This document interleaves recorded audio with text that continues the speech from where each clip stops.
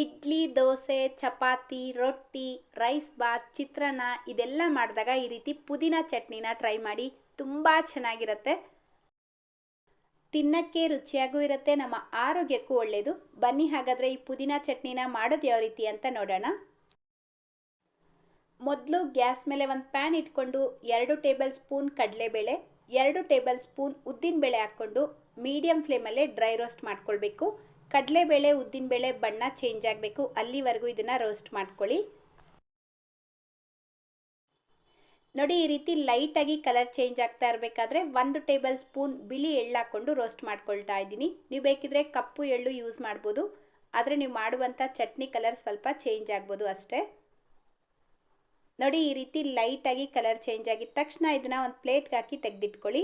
ಈಗ ಅದೇ ಪ್ಯಾನ್ಗೆ 1 ಟೇಬಲ್ ಸ್ಪೂನ್ ಎಣ್ಣೆ ಹಾಕ್ಕೊಂಡು 5 ರಿಂದ 6 ಒಣಮೆಣಸಿನ್ಕಾಯಿ, 2 ಹಸಿಮೆಣಸಿನ್ಕಾಯಿ, 7 ರಿಂದ 8 ಎಸಳು ಬೆಳ್ಳುಳ್ಳಿ ಹಾಕ್ಕೊಂಡು ಫ್ರೈ ಮಾಡ್ಕೊಳ್ತಾ ಇದ್ದೀನಿ.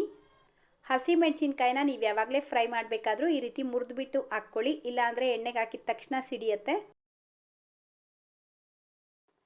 ಇದರ ಜೊತೆಗೇ ಸ್ವಲ್ಪ ಕರಿಬೇವಿನ ಎಲೆ ಹಾಕ್ಕೊಂಡು ಫ್ರೈ ಮಾಡ್ಕೊಳ್ತಾ ಇದ್ದೀನಿ. ಜಾಸ್ತಿ ಹಾಕ್ಕೊಳ್ಬೇಡಿ, 1 ಅಥವಾ 2 ಕಡ್ಡಿ ಹಾಕ್ಕೊಂಡ್ರೆ ಸಾಕು. ನೋಡಿ, ಈ ರೀತಿ ಫ್ರೈ ಮಾಡಿಕೊಂಡು ಮತ್ತೊಂದು ಪ್ಲೇಟ್ಗೆ ಹಾಕಿಟ್ಕೊಳ್ಬೇಕು.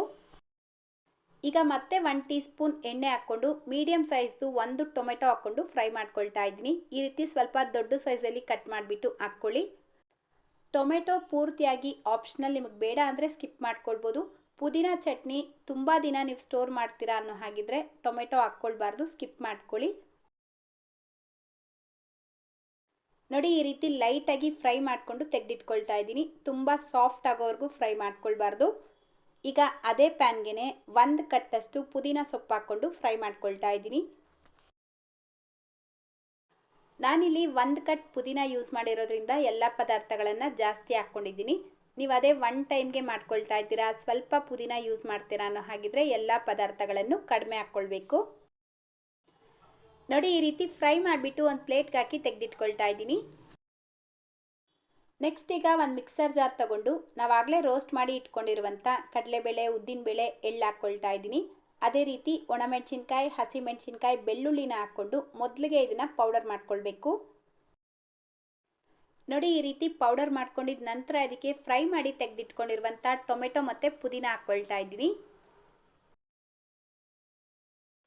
ಇದರ ಜೊತೆಗೇ ಒಂದು ಚಿಕ್ಕ ನಿಂಬೆಹಣ್ಣಿನ ಸೈಜಷ್ಟು ಹುಣಸೆ ಹಣ್ಣು ನೀರಲ್ಲಿ ನೆನೆಸ್ಬಿಟ್ಟು ಹಾಕ್ಕೊಳ್ತಾ ಇದ್ದೀನಿ. ಆ ನೀರಿನ ಸಮೇತ ಹಾಕ್ಕೊಳ್ಳಿ.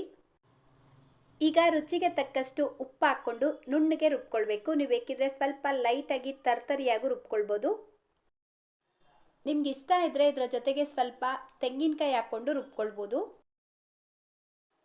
ಈಗ ಒಗ್ಗರಣೆ ಮಾಡ್ಕೊಳ್ಳೋದಕ್ಕೆ ಮತ್ತೆ ಅದೇ ಪ್ಯಾನ್ಗೆ 2 ಟೇಬಲ್ ಸ್ಪೂನ್ ಎಣ್ಣೆ ಹಾಕ್ಕೊಂಡು ಎಣ್ಣೆ ಬಿಸಿಯಾಗಿದ ತಕ್ಷಣ ಅರ್ಧ ಟೀ ಸ್ಪೂನ್ ಸಾಸಿವೆ, 1/4 ಟೀ ಸ್ಪೂನ್ ಜೀರಿಗೆ, 1 ಟೀ ಸ್ಪೂನ್ ಉದ್ದಿನಬೇಳೆ ಹಾಕ್ಕೊಂಡು ಫ್ರೈ ಮಾಡ್ಕೊಳ್ತಾ ಇದ್ದೀನಿ.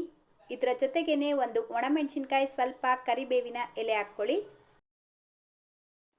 ಈಗ ರುಬ್ಬಿಟ್ಕೊಂಡಿರುವಂಥ ಚಟ್ನಿ ಹಾಕ್ಕೊಳ್ಳಿ. ಅದೇ ಮಿಕ್ಸರ್ ಜಾರ್ಗೆ ಸ್ವಲ್ಪ ನೀರು ಹಾಕಿ ಮಿಕ್ಸ್ ಮಾಡಿಬಿಟ್ಟು ಹಾಕ್ಕೊಳ್ತಾ ಇದ್ದೀನಿ. ನಿಮಗೆ ಚಟ್ನಿ ತೆಳುವಾಗಿ ಬೇಕಾದರೆ ಇನ್ನೂ ಸ್ವಲ್ಪ ನೀರು ಜಾಸ್ತಿ ಹಾಕ್ಕೊಂಡು ತೆಳುವಾಗೂ ಮಾಡ್ಕೊಳ್ಬೋದು. ನೋಡಿ, ಇದು ಹಾಕ್ಕೊಂಡಿದ ನಂತರ ಒಂದು 2 ನಿಮಿಷ ಮೀಡಿಯಮ್ ಫ್ಲೇಮಲ್ಲೇ ಚೆನ್ನಾಗಿ ಮಿಕ್ಸ್ ಮಾಡಿಕೊಂಡು ಗ್ಯಾಸ್ ಫ್ಲೇಮ್ನ ಆಫ್ ಮಾಡಿಕೊಂಡ್ರೆ ತುಂಬ ರುಚಿಯಾಗಿರುವಂಥ ಪುದೀನ ಚಟ್ನಿ ರೆಡಿಯಾಗತ್ತೆ. ನನ್ನ ವಿಡಿಯೋಗೆ ಚೆನ್ನಾಗಿ ಕಾಣಲಿ ಅಂದ್ಬಿಟ್ಟು ಮೇಲ್ಗಡೆ ಮತ್ತೆ ಸ್ವಲ್ಪ ಒಗ್ಗರಣೆ ಹಾಕ್ಕೊಂಡಿದ್ದೀನಿ. ಈ ಚಟ್ನಿನ ನೀವು 4 ರಿಂದ 5 ದಿನ ಸ್ಟೋರ್ ಮಾಡಿಕೊಂಡು ತಿನ್ಬೋದು. ನಾವು ಟೊಮೆಟೊ ಹಾಕಿರೋದ್ರಿಂದ ತುಂಬ ದಿನ ಸ್ಟೋರ್ ಮಾಡೋದಕ್ಕೆ ಆಗೋದಿಲ್ಲ. ಅದೇ ನೀವು 10-15 ದಿನ ಸ್ಟೋರ್ ಮಾಡಬೇಕು ಅನ್ನೋ ಹಾಗಿದ್ರೆ ಟೊಮೆಟೊ ಯೂಸ್ ಮಾಡಬಾರ್ದು, ಹಾಗೆ ಗ್ರೈಂಡ್ ಮಾಡ್ಕೊಳ್ಳಿ. ಅಷ್ಟೇ, ಇವತ್ತಿನ ರೆಸಿಪಿ ನಿಮ್ಮೆಲ್ಲರಿಗೂ ಇಷ್ಟ ಆಗಿದೆ ಅಂತ ಅಂದ್ಕೊಳ್ತೀನಿ. ಇಷ್ಟ ಆಗಿದ್ರೆ ಪ್ಲೀಸ್ ಲೈಕ್, ಶೇರ್ ಮಾಡೋದನ್ನು ಮರಿಬೇಡಿ. ಇದೇ ರೀತಿ ಮತ್ತೊಂದು ರೆಸಿಪಿಯೊಂದಿಗೆ ಸಿಗೋಣ. Thank you.